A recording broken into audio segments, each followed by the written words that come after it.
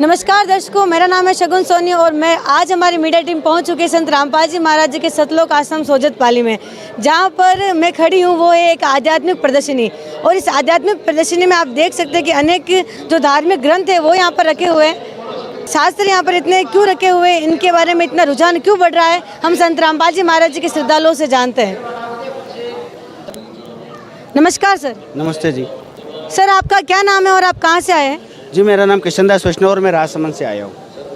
किशन जी, आप हमें ये बताइए कि सतयुग से लेकर अभी तक जो शास्त्र है वो काफ़ी फेमस है, सभी इनको पढ़ते हैं, लेकिन संत रामपाल जी महाराज जी के ज्ञान के बाद हम यहाँ पर देख सकते हैं कि शास्त्रों के प्रति जो लोगों का रुझान है वो काफ़ी बढ़ गया है। ऐसा क्यों? देखिए जी, संत रामपाल जी महाराज जब भी अपने सत्संग करते हैं तो उसमें सबसे पहले वो शास्त्रों को बताते हैं, इसलिए जो पढ़े लिखे लोग हैं वो शास्त्रों की तरफ ज़्यादा जा रहे हैं जी।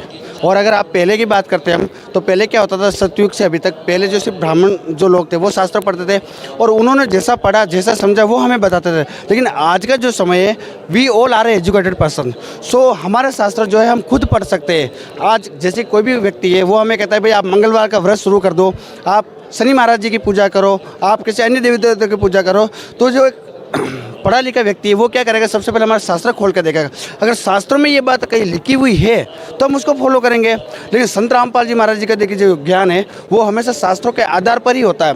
वो अपनी हर जो बात है, कुछ भी बात जो बताते हैं वो शास्त्रों के आधार पर ही बताते हैं। जैसे कि आप संत रामपाल जी महाराज जी का एक बताते हैं कि जी जो कबीर साहिब जी को भगवान बताते हैं कि उसका प्रमाण आप गीता जी में देख सकते हैं। गीता जी अध्याय नंबर 18 श्लोक नंबर 62 में, जिसमें भगवान श्री कृष्ण यूँ कहते हैं कि हे अर्जुन, तू सर्वभाव से उस परमेश्वर की शरण में जा जिसकी कृपा से तो परम शांति और सनातन धाम को प्राप्त होगा।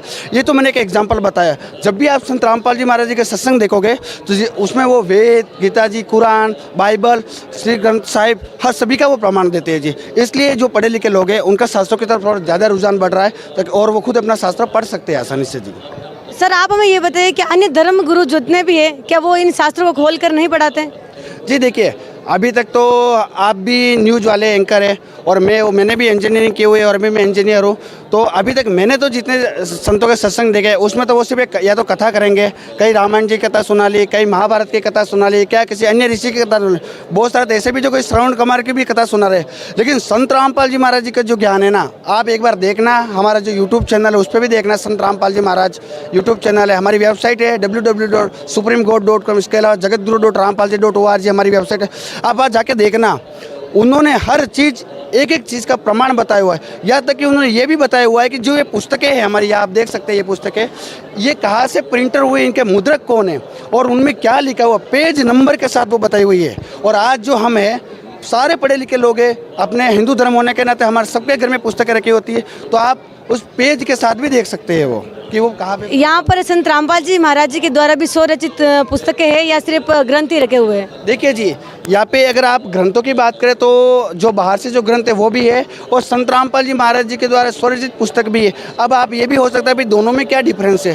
देखिए, आप जब भी कहीं जंगल में जाते हैं तो अगर आपको किसी एक जड़ी बूटी की ज़रूरत होती है तो आप क्या पूरे जंगल को तो देखने से रहे, तो उसमें एक वैद्य की ज़रूरत होती है। तो ठीक शास्त्रों के जो वैद्य है अभी संत रामपाल जी महाराज है और उनके द्वारा जो रचित पुस्तक है वो एक बूटी के रूप में इन सभी शास्त्रों का सार उनके द्वारा रची गई पुस्तकों में समाहित है। तो आप उनको पढ़ेंगे, समझेंगे हमारा शास्त्र क्या कह रहे हैं और पूर्ण परमात्मा कौन है, ये सारी जानकारी आप उनको पुस्तक के माध्यम से आपको मिलेगी।